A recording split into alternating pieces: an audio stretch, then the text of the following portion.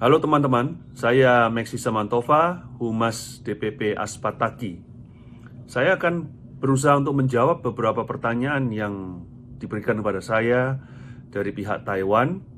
Pertanyaan pertama adalah, sebenarnya apa yang terjadi di Indonesia? Nah, seperti teman-teman semuanya tahu bahwa COVID-19 ini lagi merebak, dan juga bukan hanya di Indonesia tapi juga di negara-negara lain.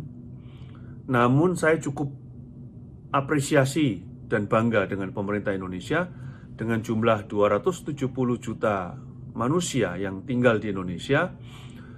Hal yang terjadi di Indonesia ini termasuk sesuatu yang under control atau terkendali oleh pemerintah.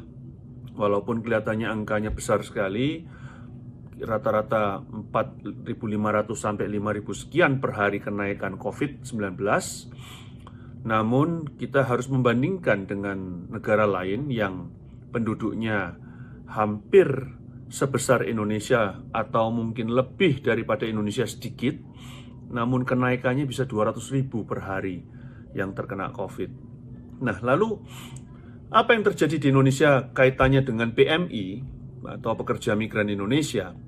Nah, saya mohon kepada semua teman-teman yang ada di Taiwan untuk ikut turut serta meluruskan bahwa apa yang diberitakan di media di Taiwan yang mengatakan bahwa pihak perusahaan di Indonesia, baik rumah sakit, baik P3MI itu memalsukan hasil surat lolos kesehatan atas rapid test atau swab test atau PCR test dari COVID-19,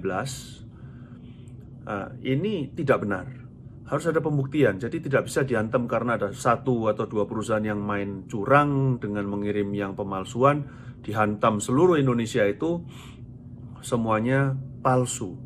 Sebab pemberitaan yang salah seperti ini sangat-sangat menyesatkan dan merugikan nama baik Indonesia, nama baik perusahaan Indonesia, nama baik pekerja migran Indonesia di mata rakyat Taiwan, sehingga pengguna jasa di Taiwan akan merasa sangat terganggu dan takut memakai jasa pekerja migran Indonesia asal Indonesia ini. Kalau kita bisa melihat hal yang namanya PCR atau swab atau rapid test ini adalah hal baru yang benar-benar belum pernah terjadi, belum pernah ada sebelumnya. Jadi siapa yang paham tentang ini? Awal-awal pemerintah Taiwan mengharuskan semua yang mau berangkat ke Taiwan untuk PMI harus ada rapid test. Tapi belakangan rapid test dinyatakan bahwa efektivitasnya hanya 60-70%. Namun sudah banyak yang masuk ke Taiwan. Dan itu pun juga sudah sesuai dengan peraturan pemerintah Taiwan bahwa semuanya memakai rapid test. Belakangan banyak perusahaan Indonesia mulai beralih kepada tes COVID menggunakan sistem swab atau PCR. Dan dalam hal ini kita bisa membuktikan bahwa P3MI sudah sangat berhati-hati dalam menjalankan protokol kesehatan untuk para JPMI yang ada di Indonesia. Dan pertanyaan berikutnya dari teman-teman di Taiwan adalah, bagaimana menyikapi kebijaksanaan yang diterapkan oleh pemerintah Taiwan belakangan ini? Seperti yang kita ketahui semua, bahwa selain 14 perusahaan yang diberhentikan sementara hingga nanti ada perbaikan, dalam tanda kutip, mendapatkan surat dari gugus tugas atau Departemen Kesehatan atau Kementerian Kesehatan atau Dinas Kesehatan. Dan pemerintah Taiwan juga mengeluarkan kebijakan pemberhentian sementara mulai tanggal 4 Desember hingga 17 Desember 2020. Maka yang saya bisa katakan mewakili teman-teman di DPP Aspataki, kita menerima keputusan pemerintah Taiwan dengan baik dan kita malah berterima kasih, sebab saya rasa ini adalah keputusan yang sangat-sangat bijak dari pemerintah Taiwan untuk berhentikan dulu 2 minggu, semuanya saling check and recheck dan juga saling introspeksi diri. Sebenarnya sistemnya ini di mana yang salah?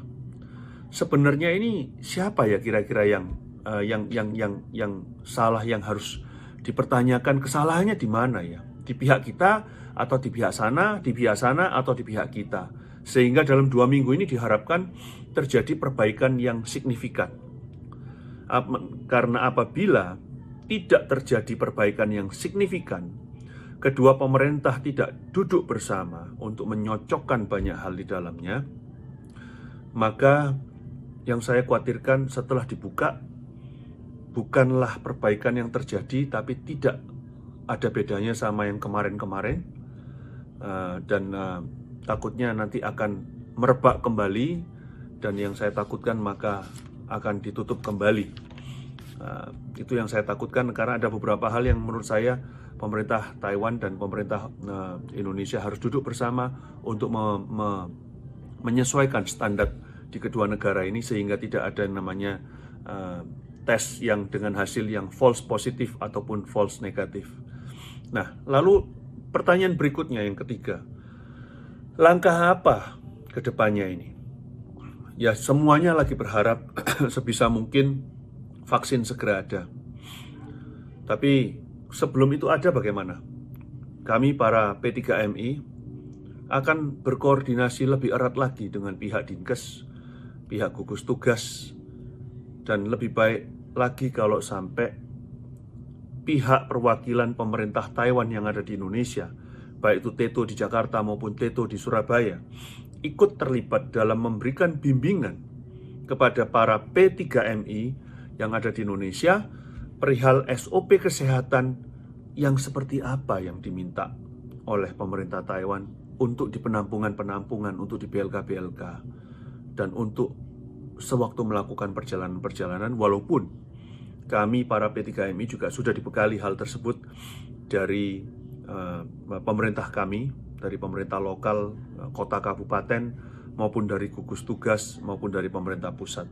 Kita tetap sebisa mungkin menjaga SOP kesehatan yang sedang kami jalankan, dan mungkin kalau mendapatkan arahan dari pemerintah Taiwan melalui TETO, maka kami juga akan menjalankan lagi sesuai dengan permintaan, dan mungkin akan memperketat kembali SOP yang ada di tempat-tempat penampungan para CPMI yang ada. Pertanyaan yang kelima, saya diminta juga untuk memberikan pesan kepada para teman-teman yang ada di Indonesia maupun mungkin yang ada di Indonesia dan di Taiwan, kedua negara ini, teman-teman sebangsa dan setanah air yang lagi bekerja di Taiwan maupun yang lagi menunggu di Indonesia. Pesan untuk PM ini apa? Selama masa pandemik ini apa? Saya hanya bisa memberikan artikel-artikel yang saya pelajari dengan melalui medsos ataupun melalui dokter yang kami kenal dan teman-teman yang lain. Tidur itu harus cukup, minim 7 jam. Makanan dijaga sehari-hari. Kalau bisa makan telur 1 hari 1, jaga kadar protein kita. Berjemur, jangan cuma takutnya, aduh nanti takut kulitnya rusak. Padahal zaman sekarang ini yang penting sehat sebelum memikirkan kulit rusak. Dan juga harus, kenapa harus berjemur? Karena untuk mendapatkan vitamin D yang natural. Dan juga kalau bisa kumur air garam 1 hari 2-3 kali, sampai di kerongkongan, tapi jangan ditelan karena itu asin banget ya. Dan juga jangan makan minum yang tidak sehat atau di pinggir jalan. Minum vitamin untuk menjaga antibodi kita. Cuci tangan yang sering. Jadi harus pakai masker. Saya sering lihat orang Indonesia ini masker itu selalu ditaruh di bawahnya hidung. Padahal gunanya masker itu untuk menutupi hidung dan mulut. Jadi tolong pakai masker dengan benar. Bawa alkohol untuk semprot-semprot di tangan kalau tidak sempat ada toilet atau WC untuk cuci tangan atau ada sabun. Jangan mikirkan cuti dulu. Karena kalau cuti pulang Indonesia itu berarti ada bahayanya waktunya naik pesawat 5 jam. Belum lagi nunggu di airport sini dan nunggu di airport sana. Maka ini akan meningkatkan resiko terkena COVID-19. Libur-libur pending dulu, tahan dulu. Kumpul-kumpul tahan dulu. Karena orang Indonesia itu sekali kumpul artinya makan. Kalau makan artinya copot masker. Kalau copot masker artinya ngobrol. Dan itu juga sangat berbahaya. Zaman sekarang lihat masing-masing orang sebagai orang-orang OTG atau orang tanpa gejala. Anggap masing-masing orang-orang di samping Anda, teman-teman Anda, bahkan saudara Anda sekalipun sebagai orang-orang yang badannya lagi ada COVID-19. Dan juga harus ikuti SOP kesehatan yang ada. Dan pasti jelasnya harus ada hati yang bergembira. Hati yang senang adalah obat. Hati yang gembira adalah obat yang paling manjur. Dan juga doa yang banyak bukan untuk diri sendiri tapi juga untuk situasi supaya berubah menjadi lebih baik. Jadi itu yang saya kasihkan pesan kepada teman-teman. Dan semoga teman-teman bisa menjaga kesehatan. Kita pengen melihat semuanya sehat. Bukan hanya diri sendiri sehat. Kalau orang lain sehat, orang lain juga bisa menularin kita. Orang lain sehat bisa membawa kepada kita juga kesehatan. Kalau orang lain sakit, bisa membawa penyakit itu juga kepada kita. Jadi dunia ini sekarang sangat fragile. Kita masing-masing harus saling mendukung kesehatan bersama. 以上是我给予台湾的朋友以及住在台湾的同胞的讯息，鼓励大家在疫情中要保持正面与乐观的态度，希望疫情可以尽快的过去，让我们可以恢复正常的生活。在此，我祝大家事事顺利、健康、平安。